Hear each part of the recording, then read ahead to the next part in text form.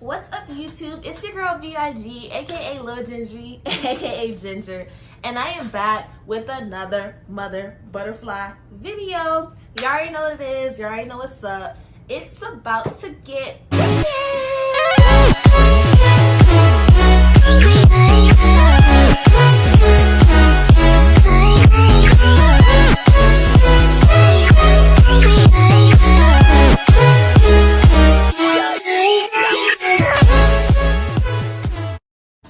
okay.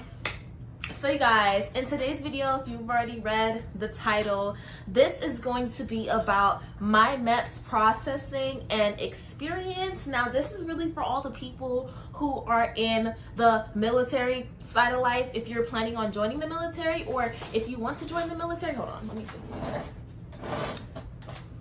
If you want to join the military and you're not really sure about how the whole processing works and stuff like that, this video is going to be for you, so continue watching. But before I even get into the video, I just want you guys to go ahead and hit the like button, subscribe, and turn on my post notifications. I do not post like every week or regularly, but I will get into the habit of posting more consistency, at least dropping 1 or 2 videos a month. But I am back. You already know what it is. You already know what's up. It's about to get wicked. Welcome back to Ginger's Bread House. The MEPS, March 31st. That is approximately 5 days after my birthday. So I am 17. A lot of you guys had a lot of questions about my age and joining. I'm going to get into that in further details, or I'm going to leave it for another video. Go ahead and put it in the comments if you guys want me to drop a video on how I joined the military at the age of 17. So, you know, I went to MEPS on March 31st. Prior to me going to MEPS, I don't remember when. I believe I took my test on the 28th. So it was like 2 days after my birthday. I took the ASVAB. I scored, I think it was a 97 on the ASVAB. Like, there's a GT score, and then there's like a score, I believe, out of 50. But the GT score, I know I got 97. It was really high.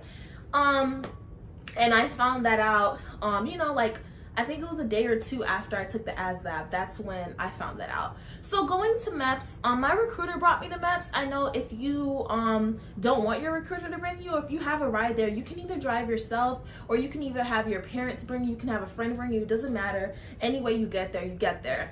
So my recruiter picked me up around, like, as soon as school ended, she picked me up around 3 o'clock, and we headed to MEPS. So my MEPS was located in Doral, Florida, which is like on the near side of Miami. Like, it was really deep into Miami. I'm from Miami, you guys, and when I tell you guys, it was like far, like it was far from where I stay at in Miami. I don't live in Miami, but I'm from Miami, so it was like really far.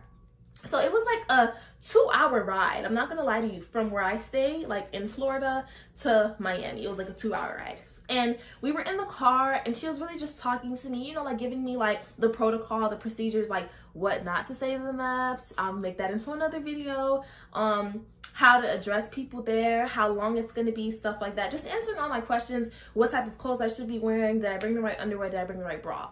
So once I got to the hotel, she dropped me off, and we were lined up against the wall. It was like, I came when there was like a whole bunch of Caucasian boys, like they were just lined up against the wall in the hotel. It's this really fancy hotel, and you can't see behind the wall. It's like this wall that I have right here. So we were lined up against the wall like this, and the person who was checking us in was sitting right here. So you wouldn't see the person or the table that he's at until you are in the front of the line and you come around.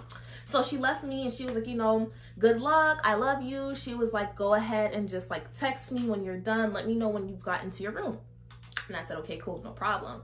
So I was next in line, because I told you it was like 4 Caucasian men there, and he basically just had me like put my date of birth, put the date, and put the branch that I was enlisting in.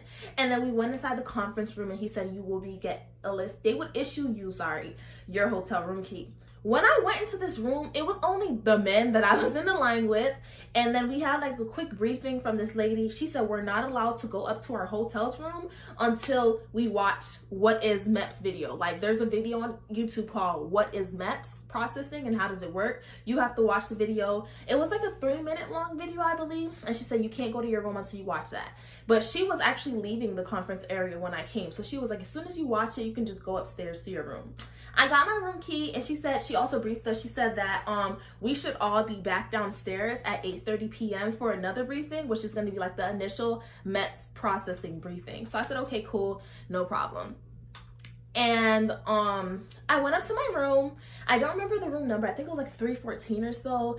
And let me just tell you guys, when I first went to go to my room, this video is already 4 minutes long. Let me talk faster. When I first went to go to my room, my room key was not working. It's a very fancy place, and you cannot even like use the elevator without scanning your room key. They're very strict on security. So my room key wasn't working, so I was kind of like going back and forth, up and down. Mind you guys, when I went to the MEPS, I had food with me. Like I had Papa John's, a box of small pizza, and I had some wings. So it's like going up and down, and like you're passing the same people back and forth, and there's some people that already checked in or like in the gaming area. They're seeing you walk up and down. It's kind of weird. So I went to the front, I got a new hotel key, and I went in the hotel room. 2 beds, of course. So usually when you do MEPS always has you room with someone, but because of COVID, they stopped that. So you will be in a room with 2 beds by yourself. Okay, so prepare for that. If you hate being by yourself, I don't know what to tell you. Now, they did give us rules. You're not allowed to, like you can bring family over, but they're not allowed to come in the rooms. And also no, I think it was opposite sex can come in your room. You're not allowed. And if they watch the cameras and they see that, they're going to just send you home and tell you to come back another day. Your family was allowed to come to the hotel, though, chill with you in the gym, go to the, we weren't allowed to go to the pool. I don't know why. I don't know if it's because they didn't want us to catch a cold before we went to MEPS or what, but we were not allowed to go to the pool. Okay, cool, you guys. So once, you know, speed it up. We also had like a food voucher that we didn't have on hand. It was like when we go down to the, you can call it DFAC. I'm gonna call it DFAC because I'm a military girl. When you go down to like the cafeteria, the eating area in the hotel, all you had to do was go to the, it's a list that says MEPS, and it gives us like a list of food. So she said you can get that up until, I believe she said dinner closes at 10 o'clock. And then she said just be downstairs by 8:30 for the briefing. So I actually wanted to eat, I ate dinner after the briefing because I did not want to eat dinner before the briefing, go there, talk, whatever, interact, and then get hungry. And then because I had the Papa John's and stuff, it was really hard for me to eat it because there was no microwave. So boom, time passed, I fell asleep, whatever. I woke up and I went downstairs. Actually, I did eat. I went downstairs. I got the food. I got baked ziti with a garlic roll, and then they gave me a soda. I went back upstairs. I ate, and then I started heading down at like 8:25. You guys, when I head down back to the same room, like that big room I told you I got my key in, that we watched the MEPS video in, I'm thinking it was gonna be like probably 20 people max. I literally like bent the corner and come in the room. It was like a good 60 something people looking at me, and everybody was already there looking at me like I'm late. And I'm like, bitch, hold on, it's only 8:30. it's 8:30 now, but when I came down there, when I walked in the room, it was like 8:28 or so. She said be on here by 8:30, but I totally forgot. You guys, in the military, if they tell you to be downstairs by 8:30, be downstairs by 8 o'clock. I'm gonna keep it real to you, because even if you're downstairs by 8 o'clock, they still consider you late. If there's somebody in the military, that's how they work. If there's like 2 or 3 people that are there before you, you're late. It doesn't matter. It doesn't matter. So they tell you to be downstairs by 8:30. The latest you should be downstairs is 8:15. Mark my words, right? So she just briefed us, and she was like, you know, no sports bras, no like boxer brief underwears. You have to wear like a class bra, the one that has the hook, and you have to wear like regular like bikini cut panties or like grandma panties. Now you guys, I started to freak out because specifically my recruiter told me directly, when you go to the MEPS, wear a sports bra and those boxer briefs. And I'm a very body conscious person. Yes, I have a nice body. Like don't play. I have a nice body or whatever, you know, I'm nice and slim, I'm petite or whatever. I have a little something in the trunk, not too much, but a little something. But I feel as though my body is just for me and my significant other. It's not for anyone else. So I don't want to be in a room, like in MEPS, they have you in a room full of girls, like, you know, doing exercises in your bra and panties, and someone's looking at me. I don't feel like busting it open. You know what I'm saying? Like, I just don't feel as though that's appropriate. So wearing the boxer briefs, like the Ethica shorts that I had on, my little underwear, and the sports bra would make me feel more comfortable, more, you know, confident.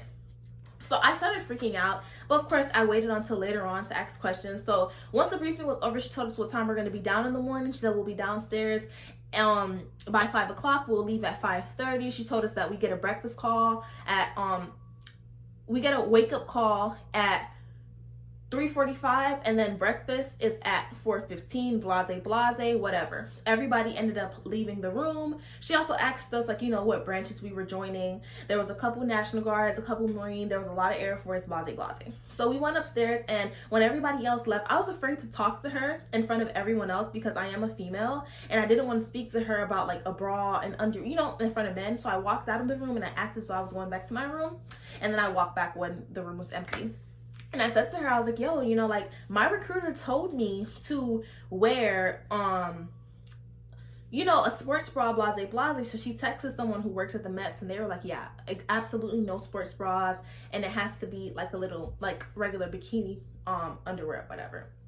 So I texted my recruiter, and I had no class bras whatsoever, and I didn't have any interest of wearing it either. I didn't care. So a plus that I have really small tatas, so I still fit training bras. Training bras are like bras you give to like 3rd graders, 4th graders when they first have the little bumps as boobs. So I have really small boobs, so my, you know, they fit in training bras. So they could give me a pass because by right the cup bra wouldn't fit me and everything would be out, right?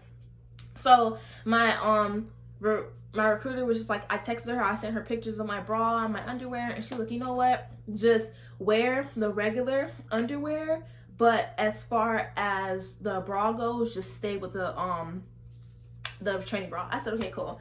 I did not sleep that night, you guys. I'm a night owl. If you know me, I'm always up late night, so we had to wake up at 3:45. I did not go to sleep until like 1 o'clock in the morning. That's fine. I'm gonna insert a video, by the way, of the hotel room so you guys can see how that looks.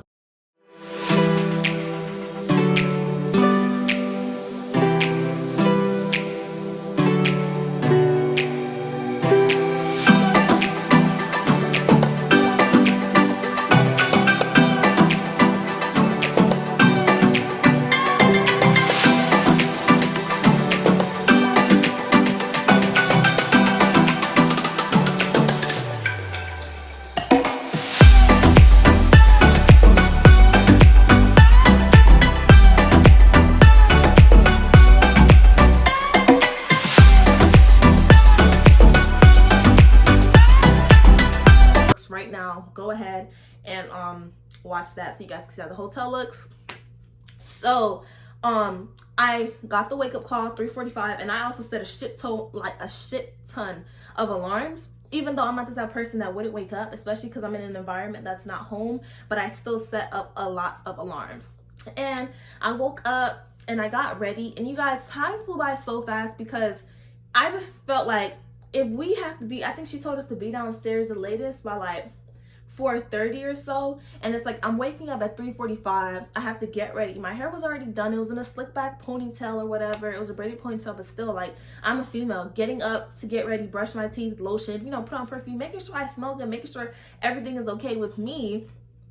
That's gonna take some time. So I really had to rush.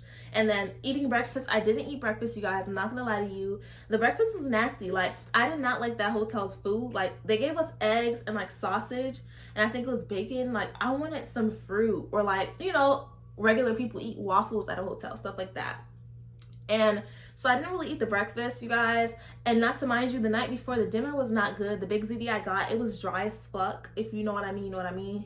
It wasn't like really seasoned like that. It was just really dry. Big ziti's supposed to have somewhat sauce to it, and they missed my garlic rolls. So I was really just hungry, and like I said, I had to eat the cold Papa John's, and I didn't have any more snacks on me.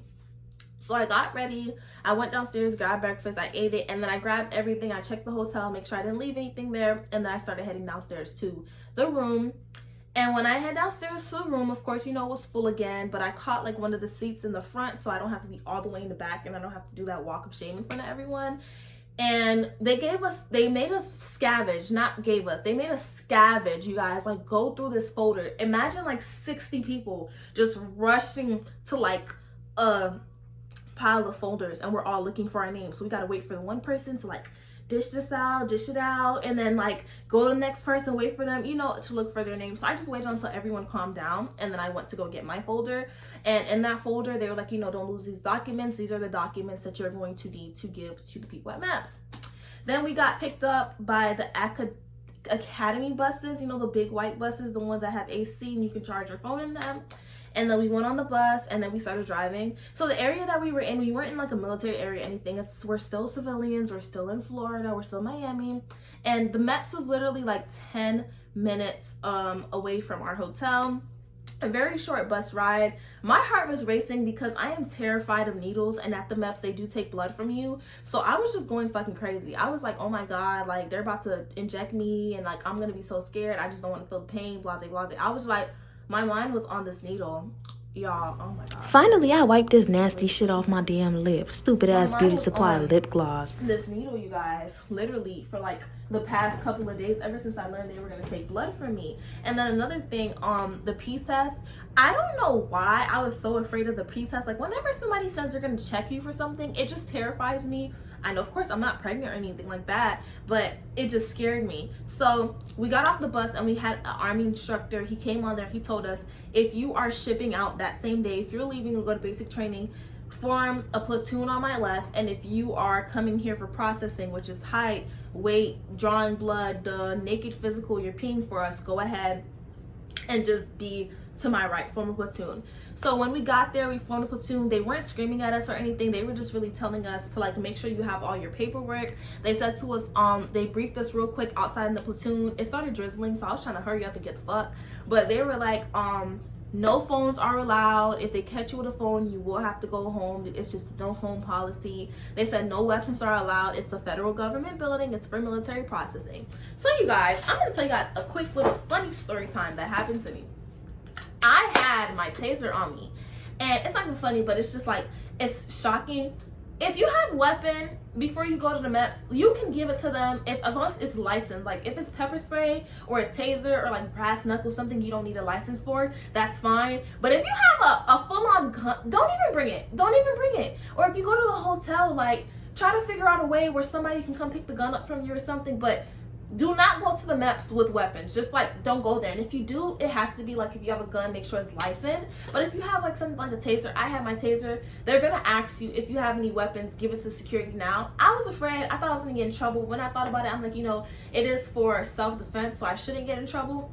So I took my taser out, and I was afraid because I'm in a platoon and it's like everyone is looking at me and nobody else is like really budging with a weapon or whatever. I'm like, you know what, fuck it, I'm not gonna mess up my chance at MEPS. I want to get shipped out the quickest, the fastest I can get shipped out.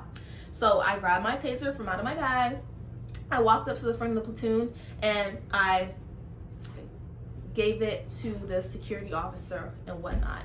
So after I gave the taser to the security office,